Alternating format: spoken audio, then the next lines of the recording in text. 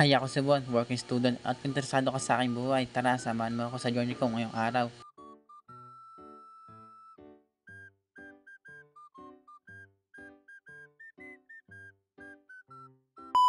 4 AM nga pala mga sir, umalis na ako ng bahay at naglakad na nga ako papunta doon sa jeep na sasakyan ko papuntang school. 30 minutes nga pala ako naglakad papunta doon sa jeep na sasakyan ko. At bumili na rin pala ako ng Japanese cake sa daan. Nakasanayan ko na kasi hindi mag-almusal pagkapasok sa school.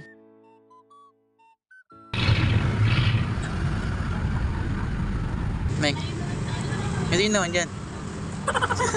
At nandito na pala ako mga sir sa school mga sir, at ito nga kasama ko na si Domeng. 5:30 nga pala nagbubukas yung gate dito sa school mga sir, kaya pumasok na rin pala kami. Kami pa nga lang yung tao dito sa room mga sir, kaya tambay muna kami dito ni Domeng. 5th floor nga pala yung room namin mga sir, kaya kitang kita dito yung mga bahay-bahay. At inaantay nga lang namin yung unang sub namin mga sir. At eto nga marami na pala kami dito mga sir. Eto nga pala nakatayo mga sir, vice mayor namin, napaka-snappy niyan.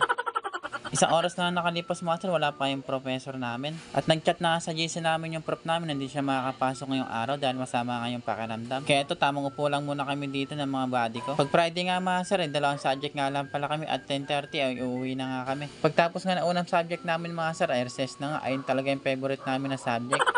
Dahil wala nga kami prof sa unang subject mga sir, ay umiblip muna pala kami kasi inaantok nga ako. Nakatamad kasi sa room mga sir kapag walang prof, walang masyadong ginagawa. Kaya ang ginawa ko nga, umidlip muna nga ako. At nung alas 8 na nga pala mga sir, bumaba na pala kami para mag-recess nga. Yung binili ko nga palang ulam mga sir, ay pork chop nga, hati na lang kami ni Domeng. Dahil wala nga pala siyang pera ngayong araw mga sir, kaya ililibre ko muna si Domeng. Tatlong order nga pala yung in-order namin na kanin dyan mga sir, para hati kami ni Domeng. At tara mga sir, kain muna pala tayo. Ganito talaga ako sa mga buddy ko mga sir, kapag wala nga silang pera, ay ililibre ko muna sila. Marami naman yung serve ng ulam mga sir, kaya pwede talaga pandalawang tao. Pagtapos nga rin pala namin kumain mga sir, pumasok na rin pala ang subject namin. At doon nga pala mga sir, di na pala ako nakapag-video dahil nga bawal yung paggamit ng cellphone.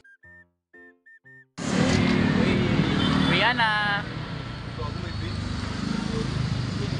Oo lang yan gagawin.